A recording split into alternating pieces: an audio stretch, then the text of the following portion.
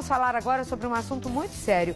Todos os anos, você sabia, são identificados cerca de 300 mil novos casos de trombose venosa aguda, e levando a aproximadamente 600 mil internações. É muito, não é? Estima-se que no mundo, cerca de 40% da população tem algum tipo de doença venosa, desde as mais simples até as mais graves e complexas também. O doutor Francisco Ossi, que é cirurgião vascular, é meu convidado para falar a respeito disso. Tudo bem, doutor? Tudo bem. Como vai? Prazer é meu, viu? Obrigado pelo convite. Eu que agradeço a sua presença, participação. Eu sei que é muito difícil para médico sair, né, do seu trabalho. O doutor, por exemplo, ele é do Centro de Endovascular de São Paulo, ele atua no Hospital Albert Einstein, no Samaritano, no Santa Catarina, tem consultório. Então, para abandonar tudo isso, para estar aqui dando essa informação para a gente, eu é que tenho que agradecer, viu, doutor? E dizer que nós estamos ao vivo. Deixa eu ver que horas são, agora tem hora lá. 11h21, então você pode mandar o seu e-mail, manhãgazeta@tvgazeta.com.br, que nós vamos começar a falar sobre isso. Bom, vamos explicar primeiro o que é a trombose, então, doutor. Então, trombose, para quem não está acostumado com esse termo, é quando o sangue que está circulando dentro da tua veia e da tua artéria, normalmente como um líquido, se transforma num coágulo. Igual aqueles coágulos que a gente vê quando faz um ferimento na pele. Tá, que fica roxinho? Que fica roxinho. Aquilo lá se transforma num sólido dentro da veia e obstrui a passagem do sangue normalmente. Ah, dá para mostrar em foto pra gente, então? Coloca a foto no ar. Olha, na verdade, assim, essa primeira foto, ela mostra a consequência ao longo dos anos do que pode acontecer com a tua perna quando você tem um quadro de trombose venosa. Isso daí é o que a gente chama na medicina de síndrome pós-trombótica. Mas pode acontecer e a pessoa não perceber? A trombose? Normalmente a causa da trombose você pode ou não identificar, mas a perna no dia seguinte ou no mesmo dia, ela fica com um tamanho muito desproporcional em relação à outra. Mesmo que seja pequena?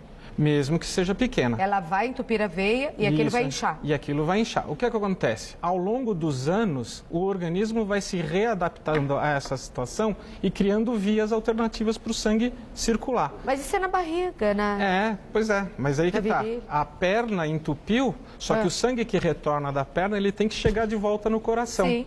Para chegar de volta no coração, a gente encontra esse tipo de circulação que a gente chama de colateral. Mas sabe uma coisa que eu não estou entendendo, doutor? Como que a pessoa chega àquele estágio? Como não se tratou? Então, exatamente. Não, é que existem hoje dois tipos muito distintos de tratamento, né? Existe o tratamento que a gente chama de convencional ou tradicional, que é o tratamento para trombose venosa que tem anos e anos e anos de história e que já está estabelecido dentro de todos os hospitais no mundo inteiro.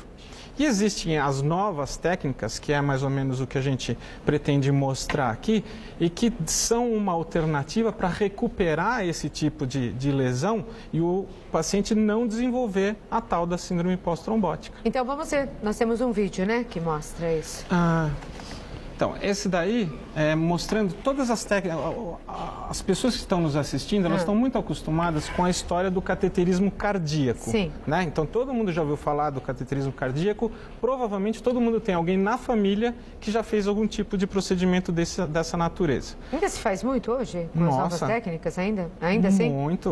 Na realidade, o cateterismo cardíaco foi uma grande evolução para tirar o paciente de dentro da sala da cirurgia para aquelas grandes cirurgias cardíacas. Certo. O que a gente está oferecendo hoje para essas pessoas? As mesmas técnicas, só que para o resto do corpo.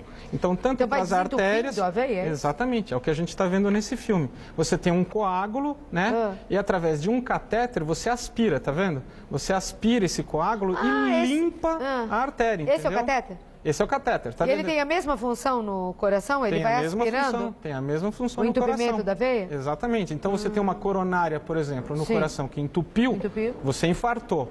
Você entra com um catéter desse dentro da coronária, através de um acesso, e absorve esse coágulo, tira o coágulo e a artéria recupera. Mas não retira a gordura, por exemplo? Não retira a gordura. A gordura você vai tratar com outros equipamentos que a gente mostra aqui, que é o tal do stent. Né? Daqui a pouquinho a gente mostra o stent, então, nós estamos no meio do filme. E aí ela vai chupando, é isso? Isso, o aparelho vai aspirando o sangue parado. O coágulo, mas não é duro? Não, nessa fase, quando você trata, ele é como se fosse uma gelatina.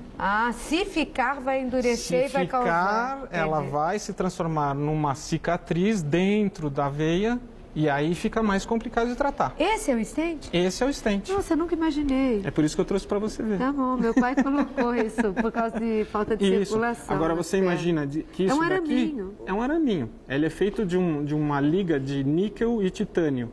Ele é bem molinho, tá vendo? Ó? Então ele entra dentro daquele catéter, ele vai espremidinho.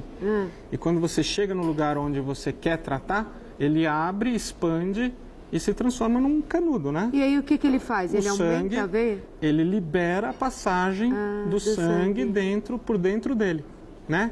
Então você tem diversos tamanhos dessa prótese. Você tem desde as pequenininhas que vão dentro do coração, provavelmente no teu pai foi um caso desse. Não, foi na perna. Na perna? Foi grande. Então foi desse tamanho. Né? Então foi isso aqui. Foi circulação, mas na perna. Na perna. Então, hoje você tem todas essas tecnologias de cateterismo e de implante dessas próteses para tratar qualquer segmento, tanto arterial como venoso, do organismo. E esse produto é nacional ou não? Não, eles são importados. Existem fábricas hoje que estão trazendo essa tecnologia para o Brasil para, inclusive, baratear o procedimento, né? Porque não é um procedimento barato. E a gente tem um maior acesso, inclusive, para o sistema de saúde público. O Sistema Único de Saúde, Exatamente. né? Porque seria uma injustiça não poder fazer uso disso. Já está sendo ou não? Ainda não? Ele é usado, mas ainda numa escala que não atende, não atende a necessidade, Vou colocar aqui, que eu acho que dá até para mostrar melhor. Parece uma telinha, uma tela, de um arame bem fininho. Que material é esse, doutor? Então, você sabe?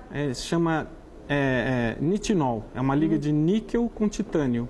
Antigamente ela era de aço. Super maleável. E o organismo não absorve. Não, e não reage. Não reage como um corpo estranho. Não. Muito interessante. E ele pode ser colocado até maior que esse, não? Muito maiores. Eu tenho próteses dessa que chegam a ter 2 centímetros de diâmetro. E em tamanho também? E em tamanho também. Chegam a ter 30 centímetros de extensão. E a pessoa volta a ter vida normal, se tratada volta assim? Volta a ter uma vida praticamente normal. Nós tem vários e-mails já. Vamos responder? Já? Trombose já. Vamos lá. A Vânia é de São Bernardo do Campo. Ele sempre coloca uma frasezinha aqui. Ela coloca, Deus é comigo. Comigo também, viu, Vânia? Graças, né, a ele. Olá, Claudete. Gostaria de saber do doutor se anticoncepcional pode causar trombose por algum motivo? Sim, existem o que a gente chama de fatores predisponentes ao desenvolvimento da trombose, e o uso do anticoncepcional está na lista dos grandes fatores desencadeantes de trombose venosa. Por quê? Porque, na realidade, o anticoncepcional ele nada mais é do que um hormônio que você está tomando. E no caso de certas mulheres, esse hormônio ele vai causar alterações nos componentes do sangue.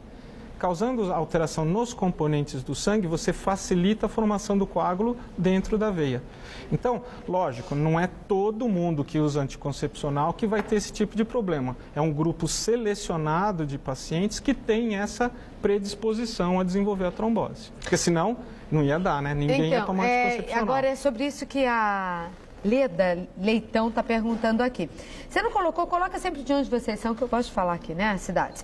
Bom dia, Claudete. Bom dia, doutora. Eu gostaria de saber se tem como perceber se nós temos, assim, uma tendência a ter a trombose antes que ela aconteça, para poder prevenir.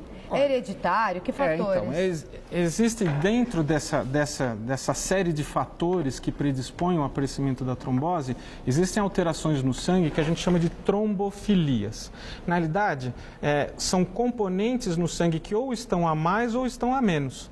Né? E para estas pessoas, a possibilidade e o risco de desenvolver trombose por algum outro motivo aumenta. Fazer um teste para você verificar se você tem esses componentes ou não é uma coisa muito trabalhosa. Eu diria para você que a gente só faz em casos muito selecionados. Por exemplo, você tem uma história na família importante de eventos de trombose. A mãe teve, a tia, o irmão, vale a pena você investigar. Né? Agora, se você não tem história nenhuma, é um procedimento muito trabalhoso para você fazer isso. Porque pode